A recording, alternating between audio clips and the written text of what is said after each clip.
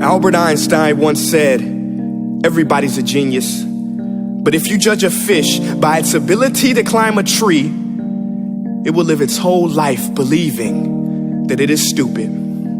Ladies and gentlemen of the jury, today on trial we have modern day schooling. Glad you could come. Not only does he make fish climb trees, but also makes them climb down and do a 10-mile run. Tell me, school, are you proud of the things you've done? Turning millions of people into robots, do you find that fun? Do you realize how many kids relate to that fish?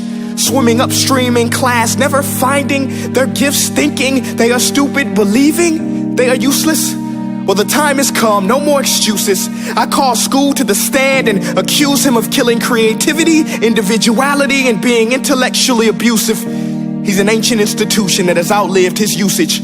So, Your Honor, this concludes my opening statement, and if I may present the evidence of my case, I will prove it. Proceed. Exhibit A. Here's a modern day phone. Recognize it? Here's a phone from 150 years ago. Big difference, right? Stay with me. Here's a car from today, and here's a car from 150 years ago. Big difference, right? Well, get this. Here's a classroom of today, and here's a class we used 150 years ago. Now, ain't that a shame? In literally more than a century, nothing has changed. Yet you claim to prepare students for the future? But with evidence like that, I must ask, do you prepare students for the future or the past? I did a background check on you and let the record show that you were made to train people to work in factories, which explains why you put students in straight rows, nice and neat, tell them sit still, raise your hand if you want to speak, give them a short break to eat, and for 8 hours a day, tell them what to think. Oh, and make them compete to get an A letter which determines product quality, hence grade A of meat. I get it. Back then, times were different. We all have a past. I myself am no Gandhi. But today, we don't need to make robot zombies. The world has progressed. And now we need people who think creatively, innovatively, critically, independently, with the ability to connect. See, every scientist will tell you that no two brains are the same. And every parent with 2 or more children will confirm that claim. So please explain why you treat students like cookie cutter frames or snapback hats, giving them this one-size-fits-all crap. Watch your language. Sorry, Your Honor, but if a doctor prescribed the exact same medicine to all of his patients, the results will be tragic. So many people would get sick, yet when it comes to school, this is exactly what happens, this educational malpractice, where one teacher stands in front of 20 kids, each one having different strengths, different needs, different gifts, different dreams, and you teach the same thing the same way? That's horrific.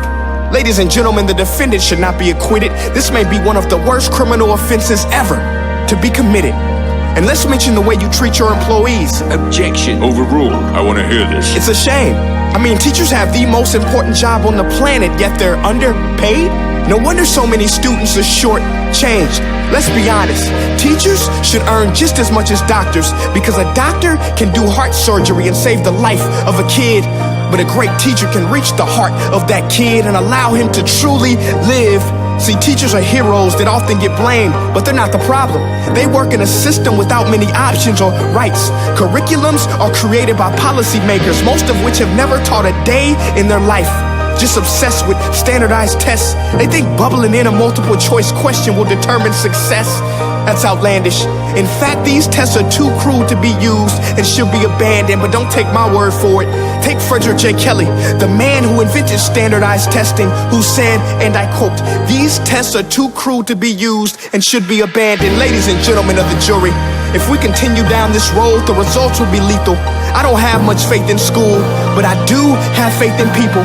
And if we can customize healthcare, cars, and Facebook pages, then it is our duty to do the same for education, to upgrade it, change it, do away with school spirit, because that's useless.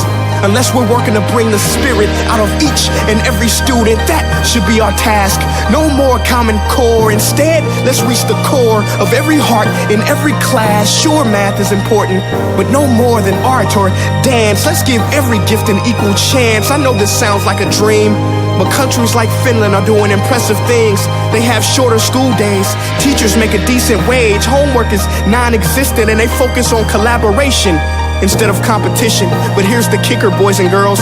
Their educational system outperforms every other country in the world. Other places like Singapore are succeeding rapidly. Schools like Montessori, programs like Khan Academy. There is no single solution, but let's get moving. Because while students may be 20% of our population, they are 100% of our future.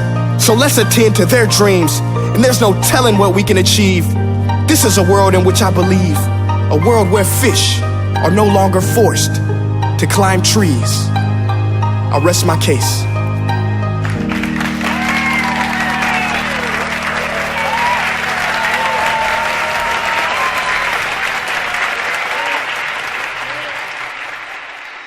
Hey guys, my name is Prince EA, and I want to say thank you so much for watching my video. But now, I want to know what you think. How can we together create a more efficient, effective, and just better future of learning? I want you to visit nestday.com/preorder the future and share your thoughts and ideas on the topic. Peace.